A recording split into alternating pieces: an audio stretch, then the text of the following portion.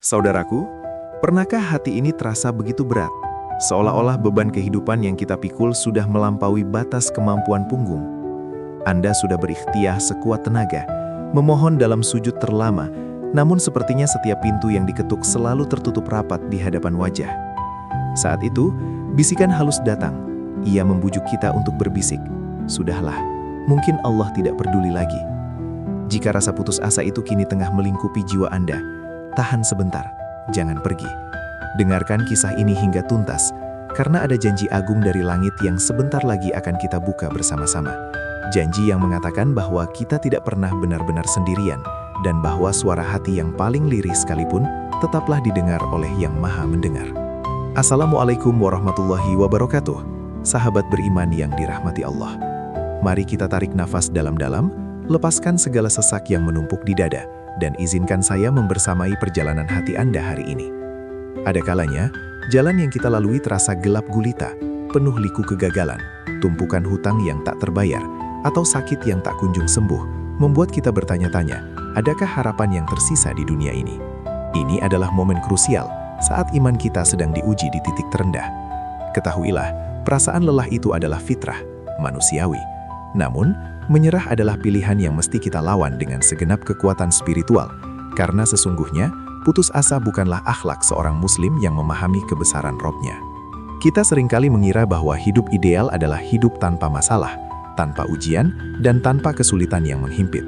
Padahal, Allah Subhanahu wa Ta'ala telah menegaskan dalam Al-Quran bahwa kehidupan ini adalah medan ujian yang tak terhindarkan, sebuah saringan untuk memisahkan emas murni dari debu yang tak bernilai. Ujian yang datang, sekecil atau sebesar apapun, bukanlah tanda kebencian ilahi, melainkan pertanda cinta dan perhatiannya. Ketika kita diuji, sesungguhnya kita sedang diundang untuk naik kelas, diangkat derajat kita di sisinya, asalkan kita mampu menyambut ujian itu dengan sabar dan penuh prasangka baik atau husnudzon. Coba kita renungkan kembali sejarah para nabi. Mereka semua diuji dengan ujian yang jauh melampaui batas imajinasi kita. Nabi Ayub diuji dengan penyakit yang parah dan kehilangan harta. Nabi Yunus diuji dengan kegelapan perut ikan, dan Nabi Muhammad SAW diuji dengan penolakan dan pengkhianatan. Mereka tidak pernah berputus asa, meskipun kondisi mereka terasa mustahil bagi akal sehat manusia. Mengapa? Karena mereka memiliki keyakinan mutlak pada satu hal, bahwa pertolongan Allah itu dekat, sangat dekat, dan mereka tahu betul bahwa setiap badai pasti memiliki akhir. Namun saudaraku, seringkali kita terjebak dalam perangkap logika manusia. Kita mengukur pertolongan Allah berdasarkan kecepatan respons yang kita inginkan, seperti mengukur layanan pengiriman kilat. Kalau doa belum dijawab hari ini atau besok, kita langsung menyimpulkan bahwa doa kita ditolak atau Allah telah berpaling. Ini adalah kesalahan fatal dalam memahami konsep keimanan. Waktu yang tepat menurut kita belum tentu waktu yang terbaik menurut ilmunya yang meliputi segala sesuatu. Mari kita ubah persepsi kita. Doa yang belum terkabul sejatinya tidak pernah hilang. Ia sedang ditangguhkan, dipersiapkan untuk momen yang paling sempurna. Saat kegagalan demi kegagalan menghantam, energi kita terkuras habis dan semangat hidup mulai meredup. Penting untuk mengingat firman Allah dalam surah Yusuf ayat 87. Dan jangan kamu berputus asa dari rahmat Allah. Sesungguhnya tiada yang berputus asa dari rahmat Allah, melainkan kaum yang kafir. Ayat ini adalah suntikan energi spiritual terkuat yang harus kita genggam erat.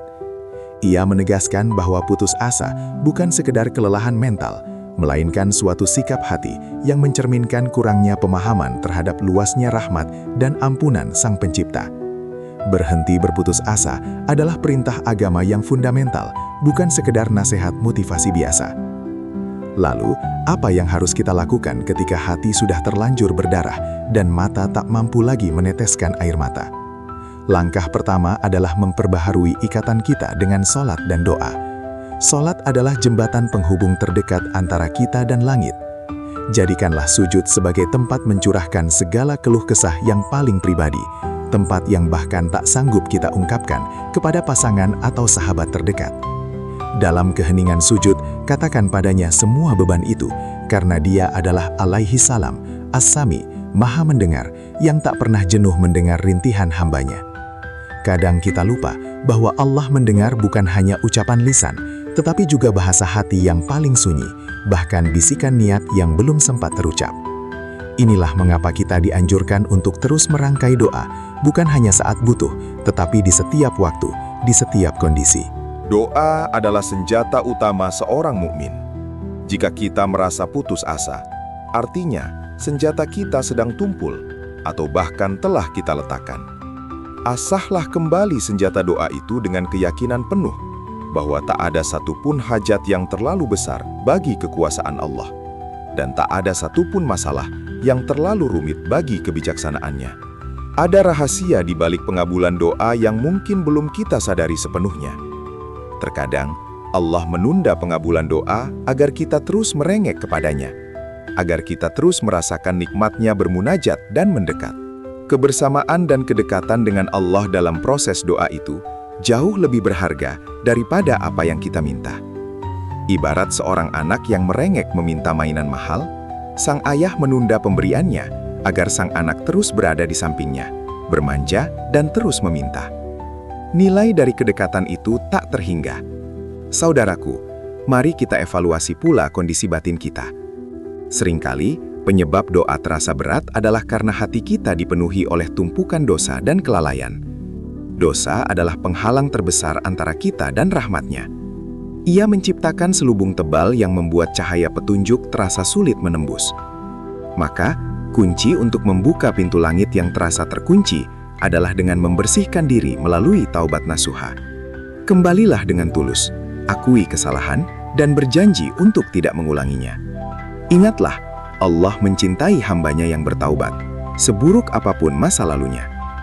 Rasa putus asa seringkali datang dari bisikan syaitan yang ingin membuat kita merasa terlalu kotor dan tidak layak menerima ampunan. Ini adalah tipu daya. Rahmat Allah itu seluas langit dan bumi. Ia mendahului murka-Nya. Jika Anda merasa tidak layak meminta, justru di sanalah letak keikhlasan Anda.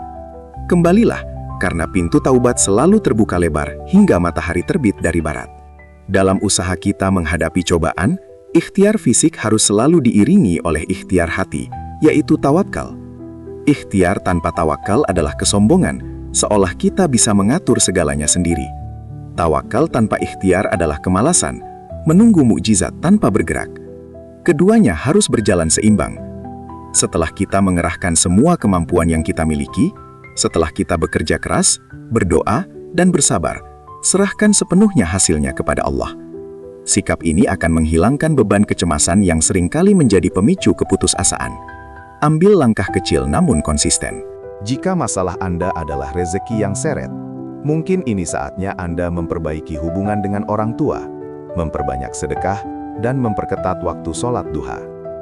Jika masalah Anda adalah penyakit, mungkin ini saatnya Anda memperbaiki pola makan, pola istirahat, dan memperbanyak doa penyembuhan yang diajarkan Rasulullah. Ingat, Allah melihat proses dan ketekunan kita dalam melakukan kebaikan, sekecil apapun itu. Kita harus mulai melatih pandangan husnuzon, prasangka baik, terhadap Allah dalam segala hal. Jika doa tidak dikabulkan sesuai permintaan, yakinlah bahwa Allah menggantinya dengan sesuatu yang lebih baik.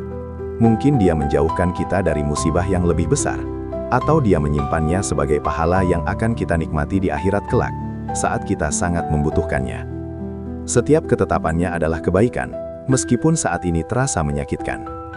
Bayangkanlah skenario terburuk dari ujian Anda. Apakah itu berarti akhir dari segalanya? Tentu tidak. Selama nafas masih berdetak dan jantung masih berdetak, masih ada kesempatan untuk bangkit. Anggaplah kegagalan saat ini sebagai bahan bakar, sebagai pelajaran paling berharga yang tidak bisa dibeli dengan uang manapun. Kejatuhan kita adalah persiapan Allah untuk mengangkat kita jauh lebih tinggi dari posisi kita sebelumnya. Jangan pernah biarkan iblis berbisik bahwa Anda telah gagal total. Ingatlah kisah Hajar yang berlari bolak-balik antara Safa dan Marwah. Secara logika, lari di padang pasir yang tandus tidak akan menghasilkan air. Namun ikhtiar yang penuh keyakinan itu dihargai Allah dengan munculnya air Zam-Zam. Air ini bukan muncul di Safa atau Marwah, melainkan di tempat bayinya berada. Seringkali, pertolongan datang dari arah yang paling tidak terduga, di luar kalkulasi kita. Pegang teguh janji ini, wahai sahabat beriman. langit masih mendengar. Tidak peduli seberapa sunyi malam yang Anda lalui, tidak peduli seberapa lebat air mata yang menetes, suara Anda terekam sempurna di Lauhul Mahfuz dan telah sampai kepada Rob semesta alam. Tugas kita bukan untuk memaksa waktu pengabulan, melainkan untuk menjaga api keyakinan agar tidak padam. Teruslah mengetuk pintu rahmatnya, sekalipun terasa berat. Mungkin Anda merasa bahwa sudah terlalu lama menanti. Tetapi sadarilah, penantian ini adalah bagian dari pendidikan jiwa yang sedang Allah berikan. Jiwa kita sedang ditempa agar menjadi kuat, agar ketika nikmat itu datang, kita sudah siap menerimanya dengan rasa syukur yang mendalam, bukan dengan kesombongan. Kesabaran itu pahit di awal, namun buahnya sangat manis. Oleh karena itu, jamaah sekalian, mari kita berdiri tegak hari ini. Angkat kepala Anda, keringkan air mata, dan basahi lisan Anda dengan istighfar dan doa. Jangan pernah menyematkan kata putus asa dalam kamus hidup seorang muslim. Percayalah, fajar akan selalu menyambut setelah malam yang paling gelap, dan pertolongan Allah sedang berjalan menuju Anda dengan kecepatan yang hanya diketahui olehnya. Langit tidak tuli. Bangunlah kembali hari ini dengan tekad baru, dengan hati yang bersih, dan dengan keyakinan penuh bahwa Allah Subhanahu wa Ta'ala adalah sebaik-baik penolong. Jangan pernah berhenti berharap, karena harapan adalah bahan bakar keimanan kita. Saudaraku, jika pesan ini menyentuh hati Anda, mohon bagikan kepada orang lain yang mungkin sedang bergumul dalam kegelapan putus asa. Tuliskan amin di kolom komentar dan sebutkan doa terbesarmu hari ini. Mari kita aminkan bersama-sama. Semoga Allah menerima semua ikhtiar kita, melapangkan rezeki kita, mengangkat penyakit kita, dan mengampuni segala dosa kita. Barakallahu fikum. Wassalamualaikum warahmatullahi wabarakatuh.